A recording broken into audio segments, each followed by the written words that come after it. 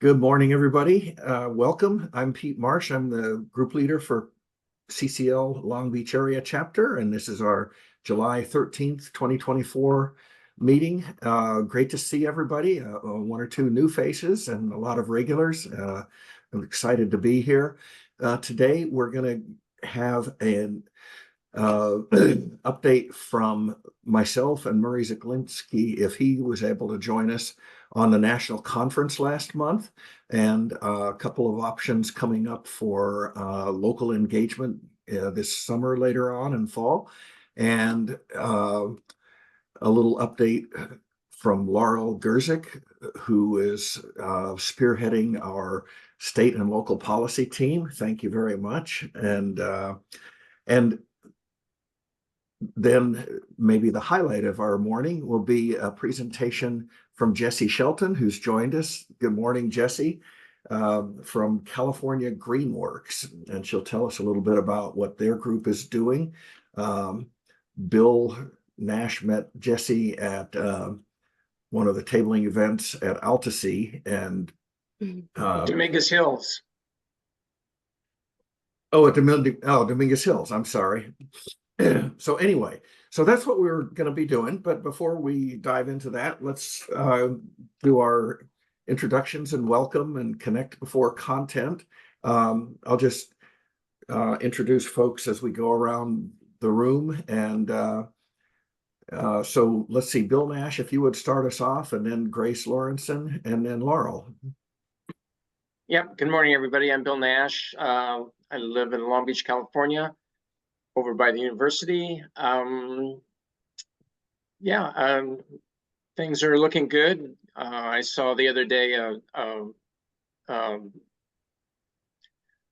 graph where solar energy is now producing more energy than coal, which is really cool. Got a long way to go, though. Fantastic. Thanks, Grace. Then Laurel, then Sadie. I'm Grace Lawrenson. I'm from Long Beach. I've been with CCL for as long as Bill has, and I've been on vacation, so I've been kind of out of the loop, and I'm hoping to get back in very soon. Thank you. Awesome. Thanks, Grace. Oh, go ahead, Laurel. I'm Laurel Grezik-Murad. I live in Lakewood. I grew up in Long Beach, and as Pete said, I'm spearheading the state and local policy team that we'll talk about later. But so it means that I've been reading a lot about climate bills lately, and that is exciting, at least to me.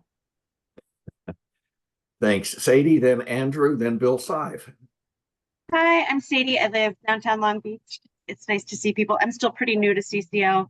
So yeah, I'm excited, actually, very excited to hear about Laurel, some of the things that you're going to be telling us about, because it is that time of an election cycle where we start thinking very much about what's going to be on the ballot, what's going on in politics, which is a mixed bag of emotions.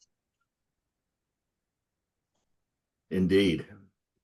Hey everyone, I'm Andrew. I live in Long Beach now. I'm actually moving to go work for FEMA, wherever we deploy, but hoping to still participate virtually, so I'll be around. Thanks. Hi everybody, Bill. I'm doing good, thank you. All right, then John Kindred, Amir, and Jeanette. Good morning, everybody.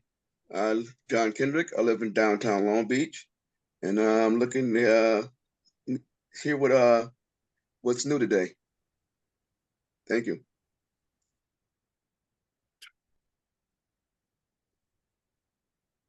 Am I next or someone else? Go ahead, Jeanette, and then Okay. Amir. Hi, I'm Jeanette. I live in Long Beach. Hi. Good morning. Nice to see you, Jeanette. Thanks for joining. Hi, I'm Amir from Long Beach, and I'm excited to hear about the national event last month, and also about Electrification Month next month. Sorry. All right. Then Sal Cervantes, please. Thank you, Pete. I'm still trying to figure this thing out. I don't know. That's a logo anyway, whatever. Yeah, my name is Sal, and I live in Downey, and trying to keep up with all these issues that are so complex, and trying to spread the word as best I can with the organizations that I belong to, and that's what I'm about. Thank you very much. Sal's right. volume is not good compared to the rest of you. The volume, so next time. My volume is low. A little Okay. bit. All right, sounds good. I'll figure it out. That's okay. All right. And let's see, Cheryl, good morning. I'm not sure if we've met you before. No, I'm new to CCL, just joining, Yep. and happy to meet all Cheryl of and I you. had a great conversation a week ago, but yeah, tell us a little bit about you. Yeah, I just real quick. I retired from Cal State Long Beach in December, and was I didn't do anything for a while, and then I was looking for good work to do in my retirement, and CCL looked. Yeah, there's nothing more important than climate change action, right? It trumps everything. I think so. Very good. But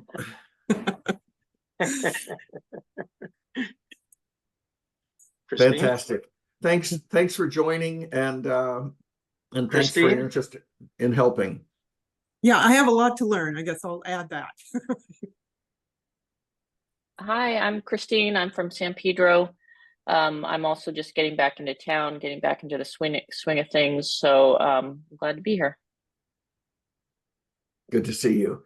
And finally, our guest this morning, Jesse, tell us a little bit about yourself, and then we'll hold off on the details on Greenworks, but welcome. Thanks for joining. Hi, thank you so much for having me. I'm Jessie Shelton. I work for Greenworks. I met Bill at an Earth Day event at Dominguez Hills. And yeah, I'm very excited to be here and tell you a little bit about what we do. So thank you for having me.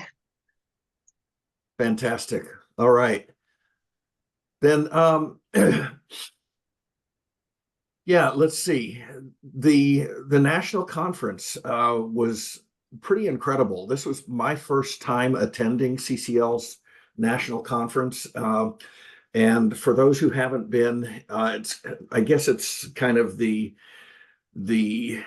capstone event for a CCLer. It's the big event each year is in June, and a smaller lobby day in November most years. But essentially, this nonprofit that we work with asks our volunteers to fly to DC and stay for 3 or 4 days at our own expense. And after 3 or 4 days of meetings about learning about CCL and climate solutions, we spend most of a Tuesday walking around Capitol Hill and meeting with senators and U.S. representatives. I participated in 5 lobby meetings, which was a big number, and I'll get into those in just a minute. But we had around 1,030 CCL volunteers, and we met with 442 congressional offices. So for those who know the math, there are 100 U.S. senators and 435 U.S. representatives. So that's 535 total elected officials, and we met with 442 of them, so a little over 80%. And probably 20% of those meetings were with the members themselves, and the majority were with staff. But I met normally with either a legislative director, environmental aide, that kind of thing. And so it's our CCL Vice President of Government Affairs, Ben Pendergrast, says that CCL's Lobby Day is one of the largest volunteer fly-ins that happens each year in the U.S. Capitol. There are larger groups that come and meet with representatives, legislators, and have more people, but most of those are on the clock. They're either paid staff of organizations, or one big thing is labor unions will bring in people. And for some of us who have been to city hall meetings in Long Beach, we've seen similar, if there's, or a planning commission meeting, if there's something on the agenda that involves construction, you can expect to see a lot of workers wearing orange safety vests and carpenters union t-shirts or machinists or whatever, and either speaking or standing in solidarity with their members who speak. But so this event that CCL hosts has grown into over 15 years, being the biggest one. So it's pretty exciting. And for me, I had just joined CCL before the pandemic in the year before, didn't go to an event then, and so everything was on Zoom for a long time. And so I have been meeting a bunch of CCL people from all over the country on Zoom. And now I met them in person in three-dimensional form, and that was a lot of fun. So let's see, Murray is still not with us. So he and I were together in one lobby meeting, which is for Congressman Robert Garcia's staff, which is one of the two offices that we work with. And we met with Christian Hare, who is the environmental aide on the staff. And he's also the son of City Council member Megan Kerr and her husband, Andy, who is going to be our speaker at an upcoming meeting. I'll talk about that later. So anyway, we met with a local young professional who's gone to DC to do good things, and that was kind of nice. I also met with the staff of Assembly of Representative Nanette Barragan, and Christine is our liaison to Nanette. We met with Matt Dernoga, her legislative director, who's been meeting with us regularly for several years, and understands the policy we're asking for, and they're pushing for a lot of other good climate solutions too. Interestingly, I also met with two Republican offices. Representative Byron Donalds of Florida, and he has a strong interest in nuclear. So the Nuclear Action Team invited me to talk, since I'm on CCL's Electrification Action Team. They like me because I'm their token renewable energy hippie who also likes nuclear.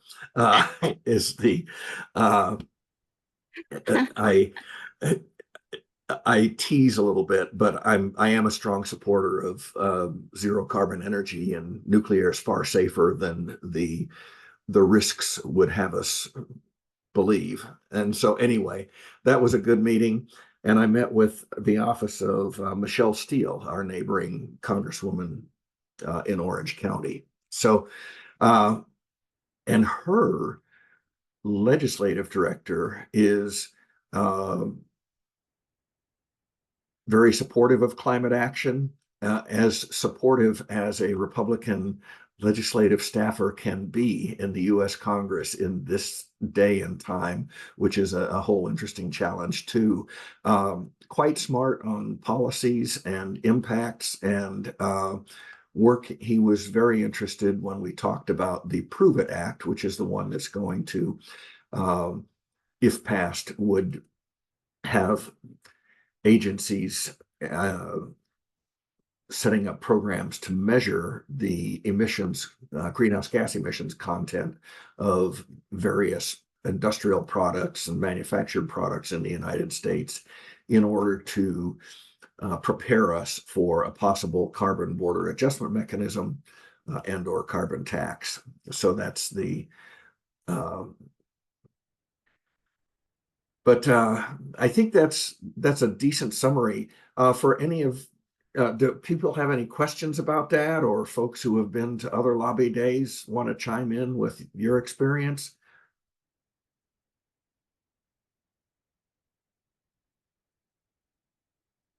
No. Okay. All right. Then we'll get Bill, do you happen to have, you usually do, but I didn't give you a warning. Do you have the actions for this month queued up and ready to talk about? Yeah. Let's see if I can share my screen. Does everybody see that? Yep. I put a link in the chat also. So this month, as you old timers know, every month we have a monthly action. Last month it was to call our members of Congress about the Prove It Act. And this month we're circling back around to writing this time a short email to our members of Congress about permitting reform. In June, when we met with our members, we talked about permitting reform quite a bit. And at least in Representative Garcia's office, I'm told that they were very, very interested in what's going on there. So it's important. If you go to this page and scroll down, there's a whole lot of information. I won't go over everything, but it's a very simple process. Here's where you email your member of Congress, but scroll down on the page and you'll see a lot of information that'll answer some of your questions, and you might be able to add a little personal note to your email. Any questions about that? Please do it right after this call. The sooner you do it, the better. Well, it's top of mind. So that's it. Thank you much. All right. Thanks, Bill. And yeah, these little actions, you know, seem small in the grand scheme of things, but I was just in creating an action tracker event for us, and I think everybody knows CCL does a good job of having all us volunteers click a couple of links when we do something, and that lets them tell Congress that, you know, we have thousands and tens of thousands of members taking action and asking for policy, and it becomes pretty meaningful when we roll it all up. So I'll drop, here's the link to today's action tracker event. So we have 14 of us. Please click on that link and add yourself to our chapter meeting, and then yeah, take the monthly actions and more, and we'll be talking a little bit more about that soon. So let's see. I think with policy area updates, the biggest thing, Amir gave us a teaser preview. Thank you, Amir. For CCL, next month, August, is going to be our organization's first ever electrification month. So over the years, we've focused on different things. Until the last 2 years, it was always something related to carbon fee and dividend, a carbon tax. How are we going to contact our legislators? Now we've had, with our 3 new policy pillars, and Jesse, for you, this is, you know, CCL has been a group focusing on for 15 years exclusively on carbon fee and dividend, a carbon tax, and in the last 2 years, we've added healthy forests, building electrification, and clean energy permitting reform. And so we've had months where we focus on the other 2 policy pillars, but this is the first one on electrification. I'm all excited because I happen to co-lead CCL's electrification action team. And so this month, we're having webinars each Monday to help prep for electrification month. And so last Monday, 5 days ago, we had a webinar that was mostly about dollhouses, which people take out tabling and say, this is my all electric dollhouse. And they have little, either, you know, dollhouse toys that they say this is a heat pump or this is an induction stove. Our dollhouse, my my granddaughters helped me make a dollhouse out of cardboard boxes, and this is a very high-tech toilet paper roll, which is got a picture of a heat pump water heater on it, and this is, you know, a box of something with a washer and dryer shown on it. So that's a heat pump dryer, I promise you. So, but the point was that these are great attention grabbers. Wait, what's a dollhouse doing here? What do you mean it's electric? And so it's just a way to engage people, which Jesse, as a professional tabler like us, knows is what you're trying to do. And you know, we've caught her stealing tabling guests from us before. Not really. But so anyway, we're having that kind of stuff this month to get ready for electrification. But so with that as sort of what's happening in CCL's policy areas and nationally, I asked Laurel Gerzik, and she's been kind enough to agree to help out with this, to spearhead what we're going to be doing with essentially, you know, it started as just sign-on letters, and we've been talking about this for a while, and I've been involved in a number of other groups that are sending letters or signing on to letters by other groups to our state legislators and asking for policies. And and so Laurel has helped me crystallize it, and it's going to make it a whole lot better than I was doing. So Laurel, do you want to talk a little bit about what you're thinking about? Absolutely. Hi, I'm Laurel, and I'm excited to take over this part. I can't stand out in the sun. I've got a condition that does not let me do things like tabling. I'm really excited to find a place where my background and lets me still help out. It's really important to me. At some point, you're going to see my 5-year-old's head pop in the window. It mattered to me before she was here. It matters a lot more to me now that I have a daughter. It is also why I'm going to have to hop off a little early because I'm solo parenting at the moment, and she has swim lessons later this morning. So I apologize, Jesse, if I leave in the middle of your talk. It's nothing to do with you. And so yes, the policy tracking, Pete put together a whole bunch of materials, and maybe can I share my screen? I'll do that. I'll take care of that right now. I will show you. Come on. He put together a couple of different things for us, and one of them, Andrew and I have already put some time into, not a lot because we've really just started this ourselves. What you're going to see is a list of bills, but you're also going to see is a list of groups because, and this is Pete's genius idea, a lot of groups have already been doing a lot of this. I think you should be able to see it now. Yeah. Yep. So there's the bill. And then this is CCL, this is us, whether or not we recommend support or not, and that's for us to take to the rest of this group. These are different groups that have already been tracking all this legislation. So instead of starting from scratch, the idea is that we can work off the work that other groups have already put in.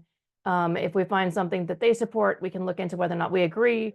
If we find something that they really dislike, we can, again, it's the same and saves us a whole bunch of legwork, which I thought was a brilliant idea on Pete's behalf. If you're looking at the current status and thinking, I don't know what re-referred to committee means, I will say I have a master's in public policy. And as far as advocacy, I'm not sure what that means either. And I say that so that if anyone is intimidated, we are all learning together, because I can't do this alone and neither can Andrew. We would love to have other people join us. And Cheryl and Sadie, if you're thinking, oh, this is already going. I can't hear you say, Cheryl. I'd like to join. Yes, please. I can get out in the sun, but I'm pretty limited right now. I am putting my email. Surgery, right? So yeah. Emails in the chat. So please send me a message. We will put together a time when either we can all meet, or if we can't find one, meet with the small groups or individuals and we can figure out how to do this, because we haven't entirely worked out a process. My experience has been that when we're just starting something, it works better if the people who are excited work out a process together rather than me telling all of you what to do. I don't really have much interest in that. Grace, I see your hand. Yeah, I was wondering, all the people on the top, the CC and the whatever, is there a code of what There that is. If you scroll down, see, I know I stopped sharing, but like TCC Okay, is the fine. Climate If it's Center. there, that's great. Thank you. Cal Environment Voters. And- And if anyone gets on there, and I will share this link as well, because I created a copy so that I didn't mess up the original one that Pete put together in case I decided that I'd done something terrible and I didn't have to delete everything. But I find the copy link. I will get this to everyone. 1 sec before I forget.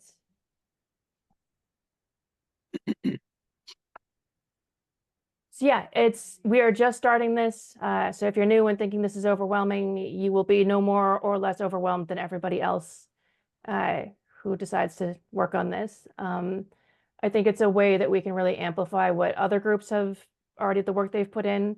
I don't see this as, detracting from other groups. The more groups contacting representatives, the more that they know that people care about this. And I also think it's the way that Pete envisioned it is a way that we can really kind of maximize our time that we put into things by building on other people's work. So I will stop my pitch there because, again, we've had this for like a week and a half and I haven't had a lot of time to put into tracking. I see that Andrew's already made some updates on status and I really appreciate that. So it's going, it's just not very far yet, but I think by next month we'll have a lot more to share. Hey, Laurel, quick question. I will be emailing you because this is something I would be interested in helping out with as well. However, initial thoughts, I'm a little bit obsessed with this grid, and I'm wondering if there will be a time where it will be shareable to those that are not CCL members, because as we get closer to the election, everybody's always looking for like voter guides. And will this be kind of like a mini voter guide that we can share? I think that's an excellent idea. I don't know exactly how to do that, but I am happy to help figure that out. I love the idea, Sadie, and I have at every election, I go hunting for voter guides exactly like that. And, we all try to find a voter guide from groups we trust, right? The groups that Laurel showed, and I'll go ahead and share my screen with that on it real quick. So and I'll blow this up just a little bit there. So Grace, you asked a really important question, is what are all those initials and acronyms across the top? And so basically I picked a half a dozen other climate groups that I've come to respect over about 2 years of having tried to get involved in a bunch of different groups. And so TCC is the Climate Center. Then we've got Cal Enviro Voters, Climate Action California, Climate Reality Project Los Angeles, and the California Solar and Storage Association. That's what those are. And you don't have to remember that they're all down further if you scroll. So you don't have to furiously take notes. Yeah, there you go. Right in this section, just a little further down. And so it was voter guides. Most of these organizations have voter guides on their public websites already, and they put a lot of effort into having their either paid staff or volunteers collaborate and review bills. At the beginning of a legislative session in January and February, the California state legislature frequently sees many hundred to 1,000 or 2,000 bills introduced. It's insane.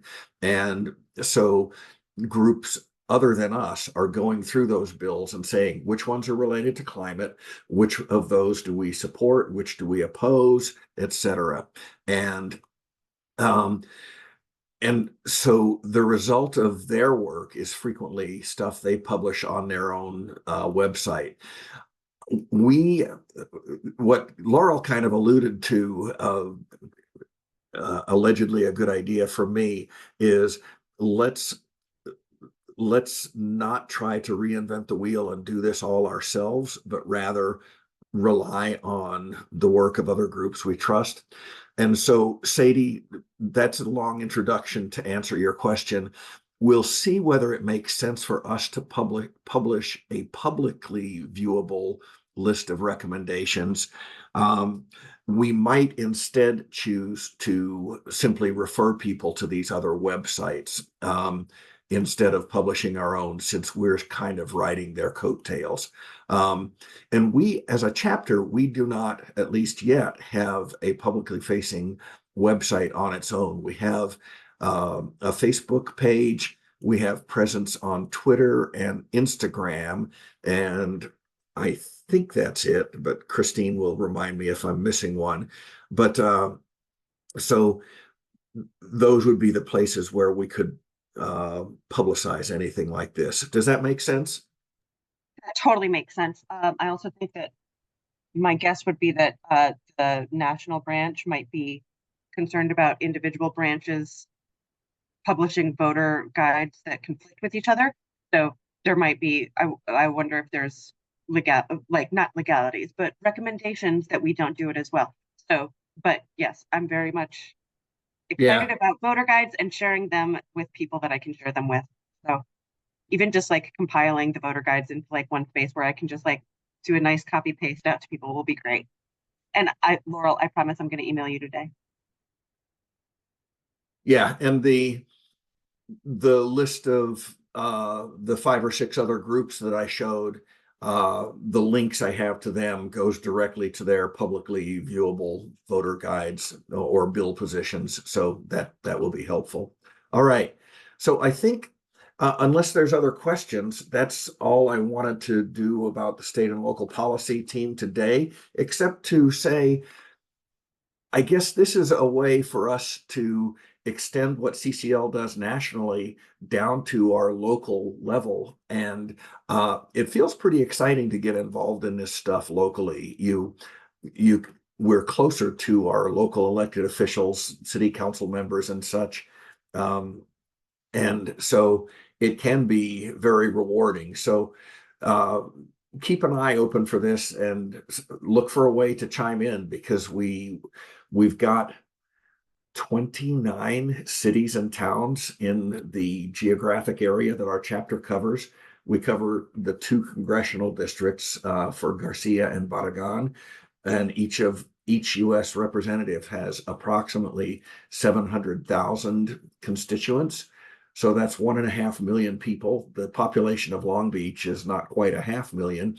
So the other 28 cities and towns have 2/3 of the constituents, and many of them do not have climate action plans yet or sustainability plans. So we could be giving them the love and saying, hey, here's stuff you can work on. All right. Any other questions about state and local policy stuff? All right. Well, then that has all been the warm up. The what's it called when the junior band opens for the headliner band? Anyway, I'm delighted to introduce our headliner for today, Jesse Shelton, California Greenworks. We've heard a tiny bit already, but Jesse, tell us all about the good work that you all are doing, and if there's any way that people here can help. And thank you so much for joining us. Hi, thank you so much for having me. I do have a little presentation, a little PowerPoint. Am I able to share my screen? You will be in 2 seconds. Awesome. Thank you. And thank you so much for having me. I'm so excited. Okay, it says I'm co-host, so I'm going to try to share. Can we all see this? Yeah? Okay, cool. So hi, I'm Jessie. I work for California Greenworks. I'm the program coordinator. Greenworks has been around for just over 20 years, and we're located in South LA. So our main area is like Compton and Inglewood, and we're slowly branching out to other areas with possibilities going into Orange County. So our mission at California Greenworks, our goal is to improve the quality of life for underserved areas. And so this kind of breaks down our goals and what we focus on with environmental justice and climate equity, sustainable community-based, I'm going to move my thing, community-based restoration to eliminate urban blight and promote green space development, innovative, modern, and actionable green education and curriculum, which is relatively new to California Greenworks within the last few years, which is really exciting, and advocacy for green job creation and economic development. So some of our projects and events that we do, we're branching out as we've started. We have a very little team of now 4 people, which is very exciting. And so we've been kind of putting our brains together, and each of us come from a very different background. The man behind the table on the picture on the far left is Michael. He is the main manager and he does all of the things. He's very talented, and he has a doctorate in anthropology. So a lot of our stuff that he looks at is very people-based. My background is more marine science and environmental. So we have a few different people on our team, but we've started these community cleanups in more inland areas, which a lot of, cleanups have been, we think of the beach. And so we're looking at the watershed as a whole, because one of our projects is Black Welder, which we've been working on for a handful of years. And this is right in the Culver City, Mid-City area. And so this is kind of the one map that we've been working with some of our landscapers. And I think a possible better map might be this one. So if you guys are familiar with down in Culver City, I think it's La Cienega and Fairfax, where the Seas Candies headquarters is. I know it by that location. But it's a really beautiful area, and it's right by leading to the Bayona Wetland, Bayona Creek, by the Baldwin Hills area. And so basically along the flood control path, we got this amazing grant from a handful of different funders to add water filtration systems along the route. And what's really cool about this project is we're taking one side of the flood control, and then another nonprofit called Streets for All is taking the other side, and they're connecting the bike path. So it's really cool that we're, beautifying this space and making it safer for, pedestrians who either walk or bike. But then we're also focused on, catching that runoff and getting it into groundwater recharge and getting as much as we can before it goes into that, cement slide straight out of the city. So this is a huge project that we're working on. It's going to be bleeding into 2025, 2026. So this has taken up a lot of our brain space recently, but it's really cool what we can do with this project. And then some of our other events, this was our SELA. So we have awards that we give out. This was at the California Science Center last year. And so this is us getting everything ready. The top right photo is someone from LADWP or LA Water District on the far left. And then the woman in blue is Nancy Ngugi. She is our co-founder along with Mike Meter, who's on the far right of that picture. And so we were able to kind of showcase some of the hardworking people in that we work with and in the area. Some of them went to schools around South LA. Some of them were just volunteers that have been with us for, a little bit of time or a fair amount of time. So it was really cool to kind of shine light on what other people are doing and, say thank you to them. And this was also a little bit of a fundraiser. We had like a silent auction, but it was mainly just to say thank you to everybody. And we have our Sustainable Holiday Boutique. I'm really excited about this one. And so this is relatively new. We had our first one last year. And so all of the vendors that came were either donated to different environmental nonprofits or causes, or their products themselves were sustainable. So we have refill shops. We partnered with a refill shop down in Redlands, which is a little bit farther away, but their shop is amazing. And I don't know how many of you have gone to like a refill store and tried to get, you know, the reusable shampoo bottles and you refill them, or you get different sponges, and the cost can kind of add up. And I know I'm always looking for, you know, a way to buy those things and not have waste, but still not break the bank. And so the two that we partner with, one is located in South Bay by Redondo, and one is in Redlands, and they are so reasonably priced, and they were so willing to give donations and be part of this. So this was really exciting. And then we have local artists who donate and create. There's a guy who creates surfboards, and he uses the any kind of waste from shaping a surfboard, puts that into another surfboard, and uses a resin that's based in tree sap. Oh my goodness! And so it was really cool to kind of showcase these people, and also create a space where people can get, you know, sustainable holiday gifts. And then possibly the coolest thing Greenworks has done, and a project we're also working on, is we went to Africa last year. And we went there, Nancy Ngugi in the top right photo, she's on the far left, and then some of her sisters are with us. We got to go to Africa we went to Kenya, and that's where Nancy is from. She's from Nairobi. And this was a beyond amazing experience, not only for seeing all the wildlife and getting to see, you know, a totally different part of the world, but as we're there, she went, oh, actually, we're starting a nonprofit. So we got to do some work as well, which was really cool. So the top left photo, while we were there to work, we were also there to play a little bit. We were there for a month. We went on this week-long safari, which was amazing. And as we were there, we were noticing that some of the safari guides don't exactly give the animals space, and they might be encroaching on, you know, not taking the path that's designated for the cars. And so it was very troubling to us. And we met with a grad student who's doing her doctorate in how tourism affects the animals.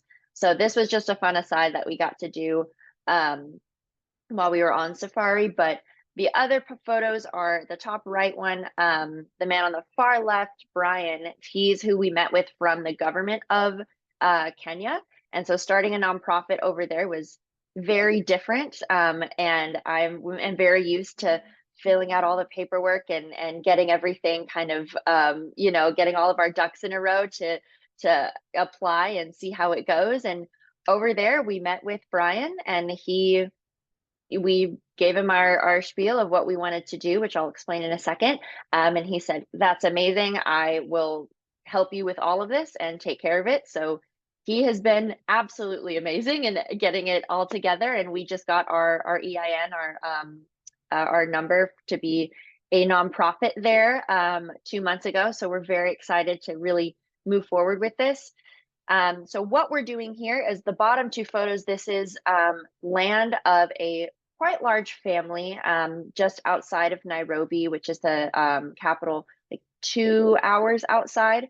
And it's not uncommon for a man to have multiple wives. And so he had 4 wives, and he passed away. He was hit by a car, unfortunately. So the women there can't, they have very little to no education.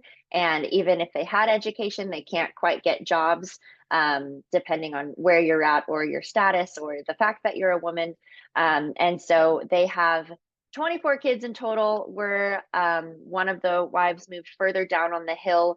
And so we're looking at the 3 main women and their 18 children and creating a farm.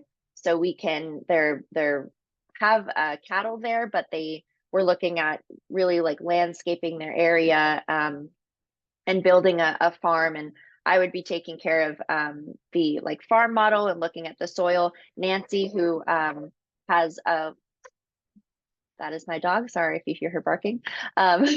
We have, she's doing the irrigation and water filtration in the farm. And we have a bunch of other people helping with this project, which is really exciting. And one of the members, one of the women who lives on the farm is part of the Maasai group, which is one of the oldest tribes, the oldest tribe in Africa. And so to have her blessing and her kind of tell us what she's looking for and what she wants has been really amazing, and also really helpful in just kind of aiding in what they need and what they want. And in this process, one of Nancy's sisters has been bringing groceries to this family because they don't have a car. And so we're just trying to get, food and supplies to them as quickly as possible, and ideally create a self-sustaining farm that they can sell products so we can send more and more of their kids to school and figure out transportation for them. So this has been so amazing that Greenworks can do this. And the name of this project is Kipapeo, which is butterfly in Swahili. And so we've been working on that. That's a new project of Greenworks. Other projects, because we have a million other things going on, but for any involvement as well, we have a conservation climate justice conference on October 15th at Dominguez Hills. And so we're looking for speakers. We're looking for any nonprofits that would love to table there. It's free. We're looking for people to just come and look at the different groups there. The theme is technology in environmental justice. And so we have a bunch of really cool speakers and tablers coming. And so this is definitely something I would love to give more information if anybody would like to come. We post a lot of our stuff on our social media. So if anybody is interested, I will send out my email and also send out our Instagram. And we're part of after school programs, creating an environmental focused book club for middle school and high school students. We just partnered with LADWP on our energy equity program, so giving rebates for having more energy efficient and water efficient appliances, including if you need a new washer, you can get up to $1,000 or to purchase one. So we've been doing that at each tabling event. Our Oceans Explorers program, this one I'm spearheading because I'm all about the marine science. And so this one is taking middle school students from more inland and taking them to the beach and teaching them about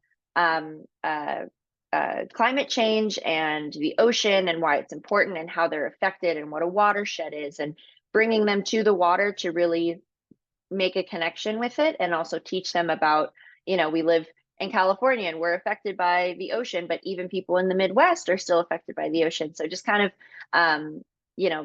building those connections as well. The speaker series, which I will definitely be talking, Bill, about, because I would love to have you guys come and speak to us. Anybody, if you're interested on this, we're always looking for speakers. We had people from the Water District to Congresswoman Sydney Camlager Dove come and speak to us, to other nonprofits. So we create these events for the community to come in and learn about different aspects of environmental, like within the environmental field. So whether that's like, why are my water rates so high, to what is this policy, to just how things work. And we're always taking input of what they would like to see. And then finally, our October fundraiser. So we have a fundraiser that we're still working out the details for Greenworks. But as far as I know, it's going to be a Halloween themed fundraiser, and we will have food and wine. So we are working out the details of exactly what time and all of that. But again, if you are interested in any of this, we're always looking for volunteers for tree planting, which is how Greenworks got started in urban forestry. We're looking for, just people to follow us on social media and get the tips that we give out for getting involved, or anything, environmental related. So always looking for support, and always looking for other groups to support. So I just thank you so much for having me here and letting me speak. So I'm so grateful, and I will stop sharing my screen. Thank you so much. Gosh, thank you very much, Jesse. Appreciate it. A small but mighty team. Exactly. Yeah. There's only a handful of us, but we get stuff done. There you go. Okay. And I think you've given us something to work towards. How many are thinking we need to have our next chapter meeting in Africa? Why? If you, yeah, if you guys need any recommendations on where to go, it was absolutely mind blowing. Yeah, yeah, I can imagine. All right. So, I love that. And, so many groups around the country and around our area trying to do things to make the planet and our communities better places for our families to thrive. And this is another great one. So thanks for everything you all are doing, Jesse.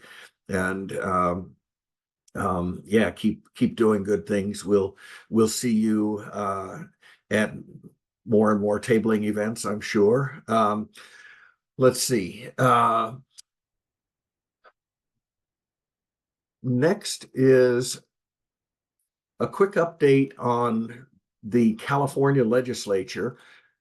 July is essentially mostly a recess month. They finished the committees and floor votes in the first house in late June, and that's essentially after several months of wrangling and negotiating. Bills go into committees, and we call it first house and second house. So if, for instance, Senator Lena Gonzalez, who's one of our local senators, introduces a bill, it will be a Senate bill and go through the committee and floor vote process in the Senate first. And then if it passes the Senate, it goes to the Assembly, which would be the second house. But for any bills that get introduced by Josh Lowenthal, who's our Assembly member, the Assembly would be first house, and if it passes out of there, it would go to the Senate as second house.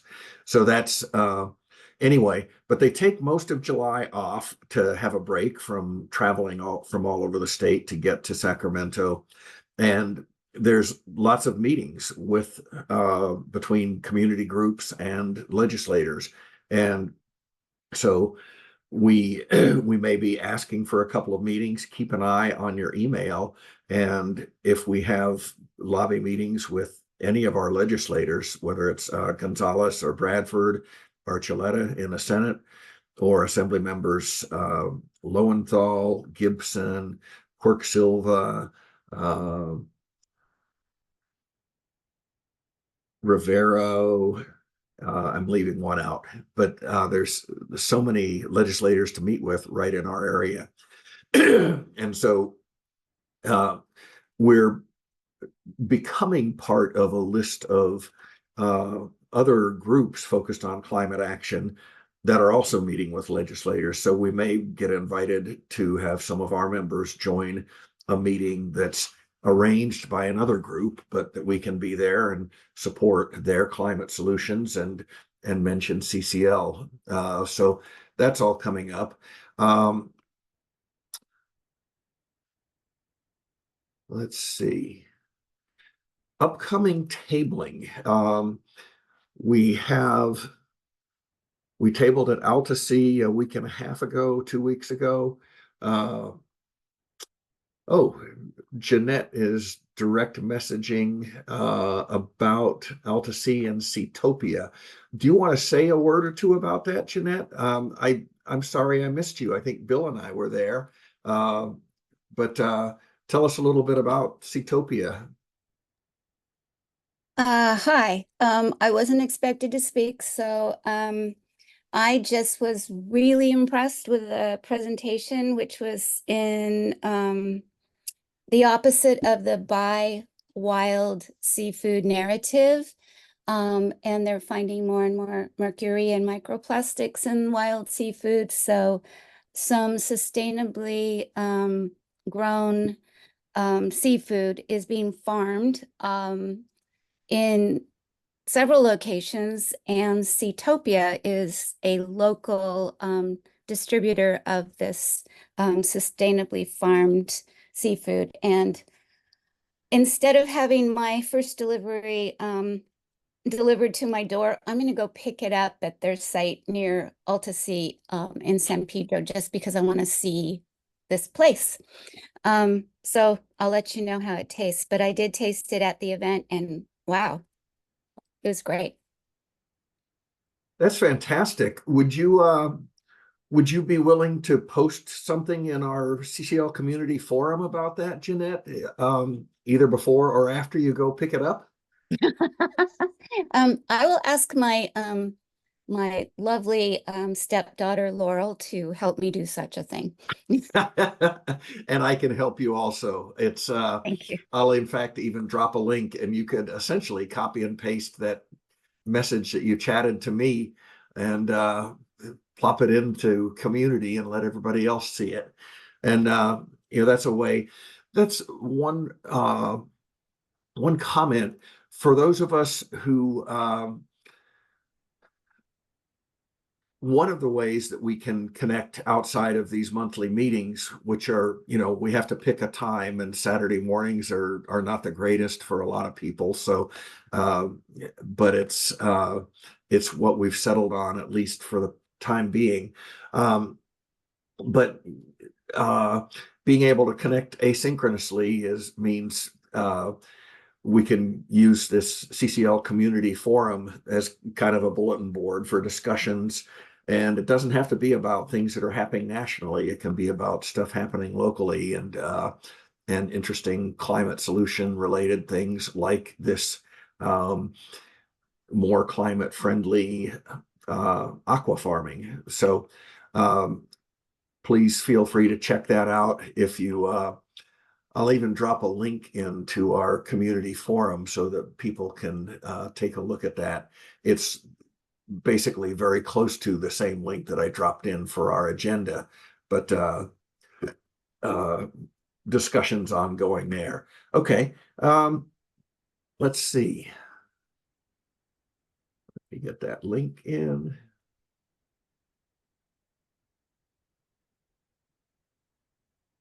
There. And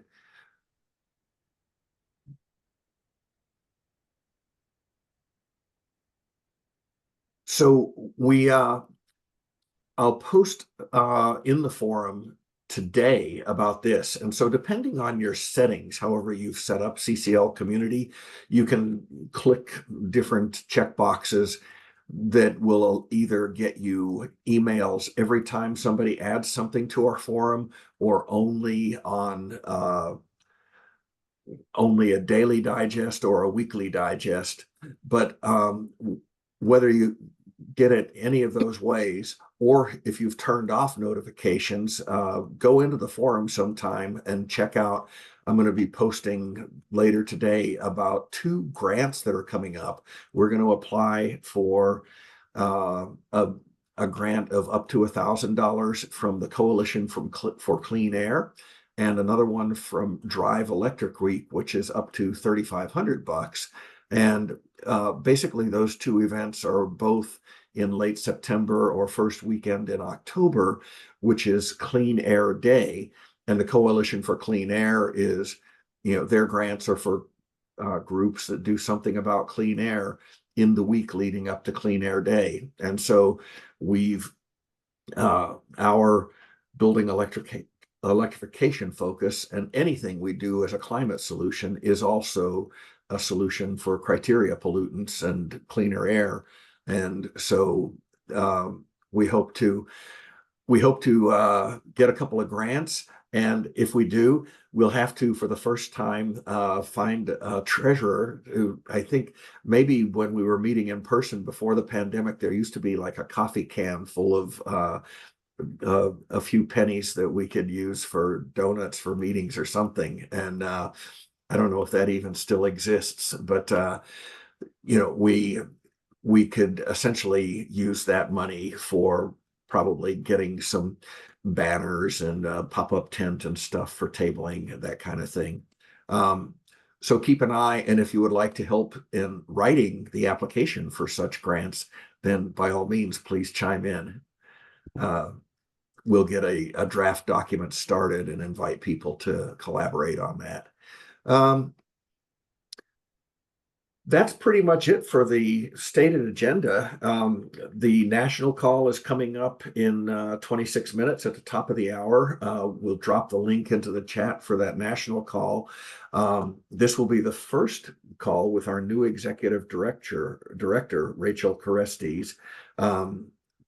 She introduced herself last week to the group leaders and liaisons on a call, and it was great to meet her. I'm pretty excited. She seems, very sharp, very volunteer minded, which is what you need for an organization like this, and very policy driven. So we're all excited to have her on board. But otherwise, welcome everybody to just share other things that are coming up that are climate related, locally, nationally, and we can just have a little open mic time. Yeah, Pete, this is Bill. I'm just kind of curious if anybody here participated in the County of Los Angeles Office of Environmental Justice and Climate Health and provided public commentary on their strategic plan for 2024 through 2029? Or am I the only one that did that?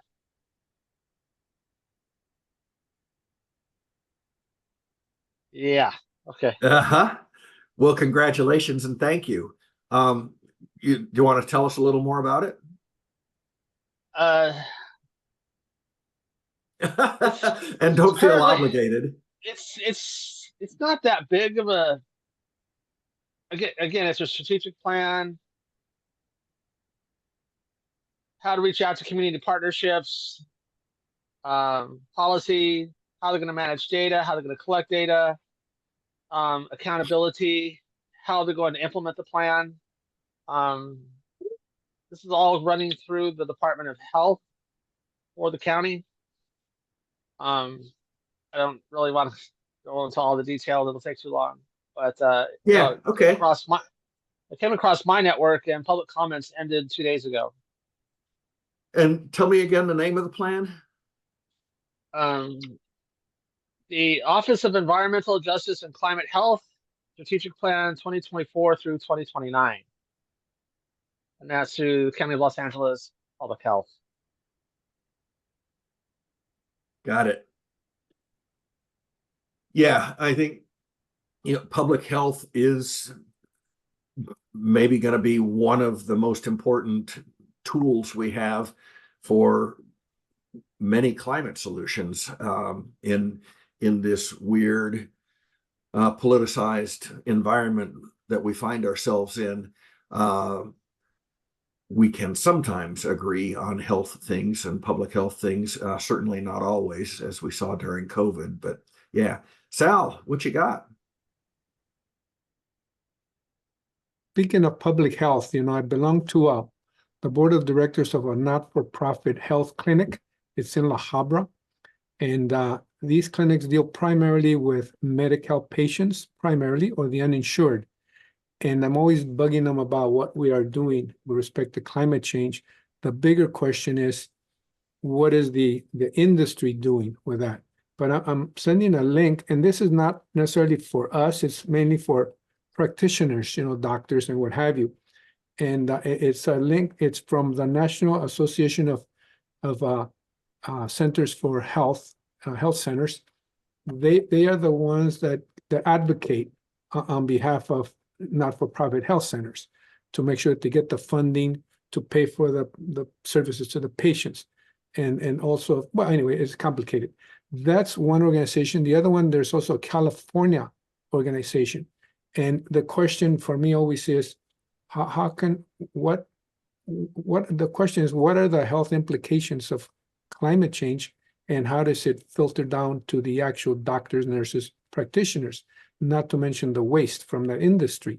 And I've met a couple on Zoom. I've met a couple of several doctors who are very concerned about that, and they're pushing for a classification of, we'll say, diagnoses that are related to climate change. So, it's kind of complicated.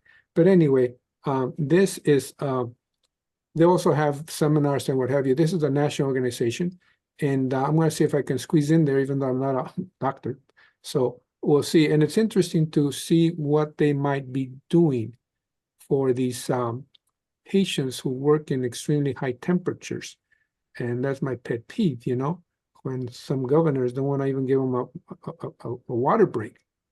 So anyway, that's an interesting one. The other one, to your point, Pete, about nuclear, I was talking to the young nuclear engineer, and he's in the Navy, and he's going to be deployed to a submarine. And he floated the idea. He was telling me about it. Well, they manage a small nuclear reactor, and they haven't had any accidents because he says their life depends on it. And so they're very they say it's not a question of only knowing the manual. You have to know how the thing works to go beyond the manual because your life depends on it. And so the idea was, can nuclear power, does it have to be big, gigantic, where if something happens, oh my God, you know, half a city is blown away? Or could it be more smaller, something that can serve different communities? I don't know, something I really don't know anything about, but I guess at this point, all options should be on the table. Okay, and I mentioned those two things. Thank you very much. Yeah, that's interesting. And there's an emerging set of analyses looking at, is small nuclear a good solution for long distance shipping? You know, certainly we've used it in military ships, submarines, and some of the aircraft carriers.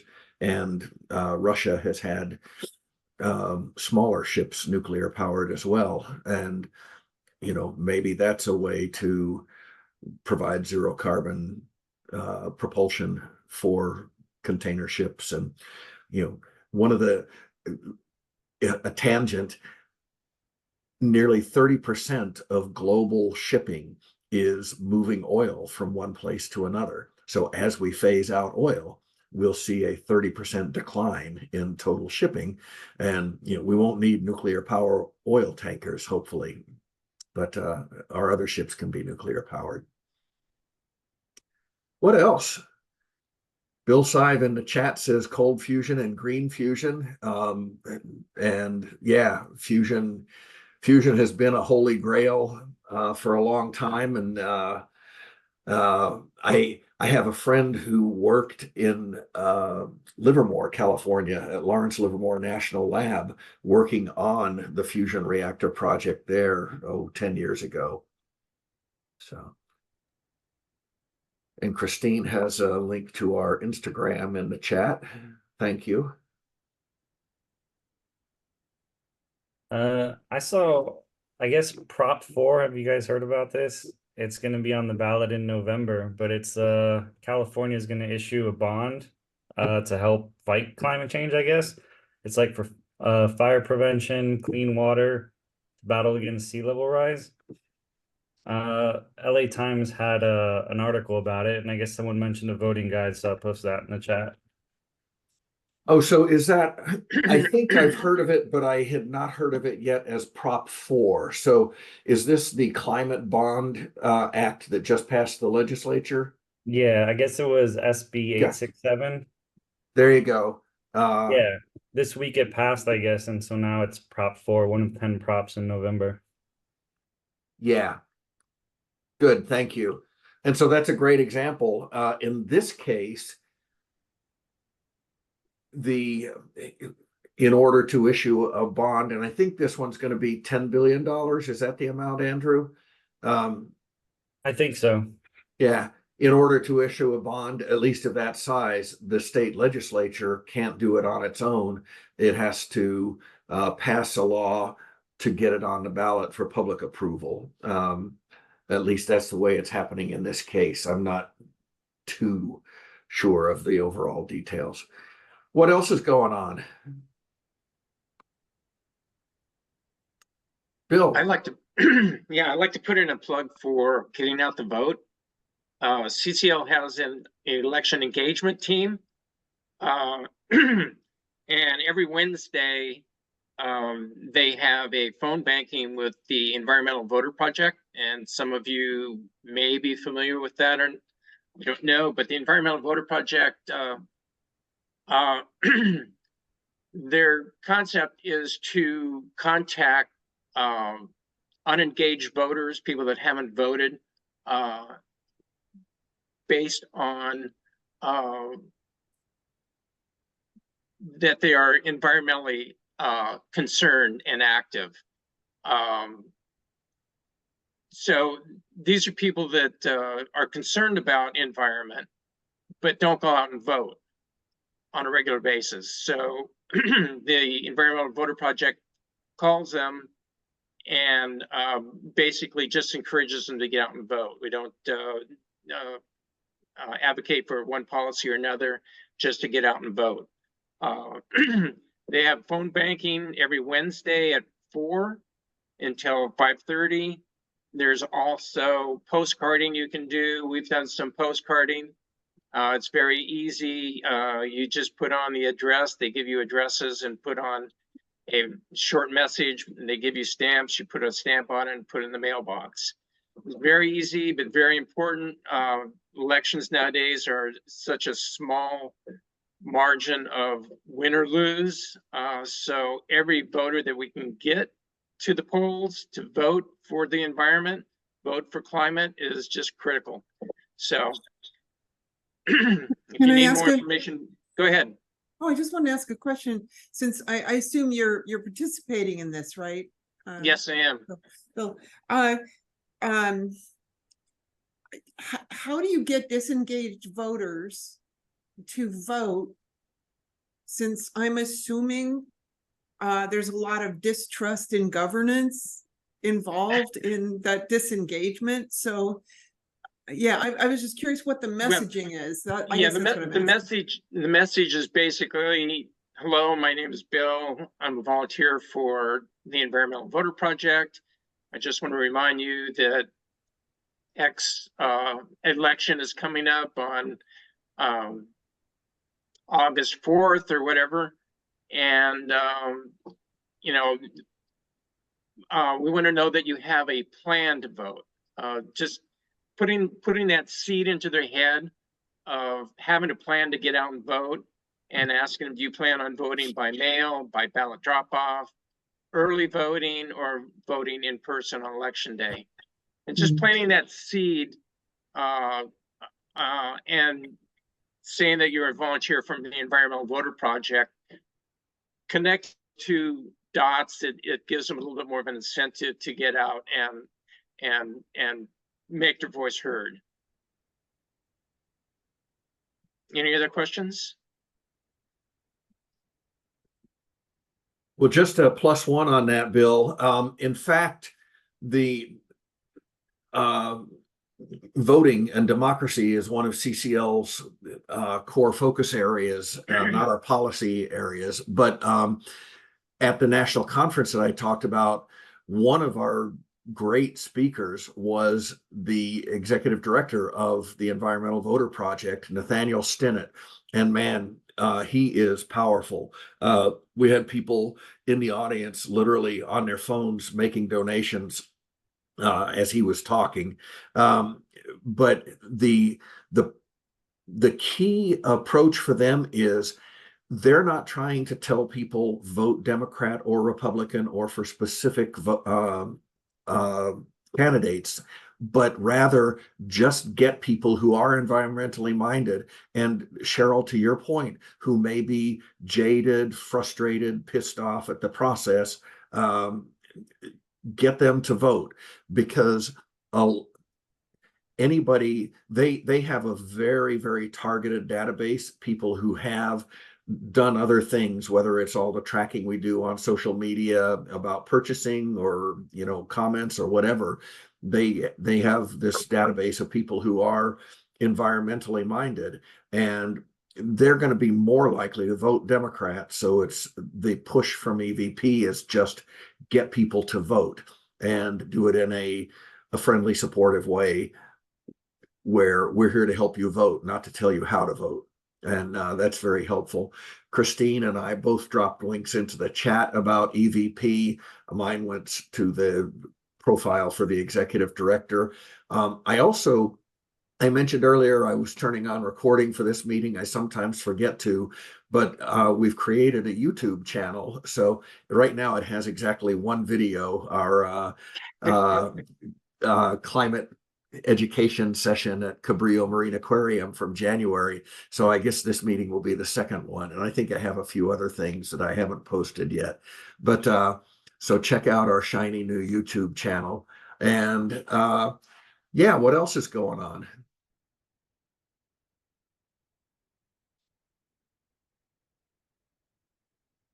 All right, it must be time to go do other things. And Grace, I know, has headed off to her other volunteer activities, and all of us have things to do.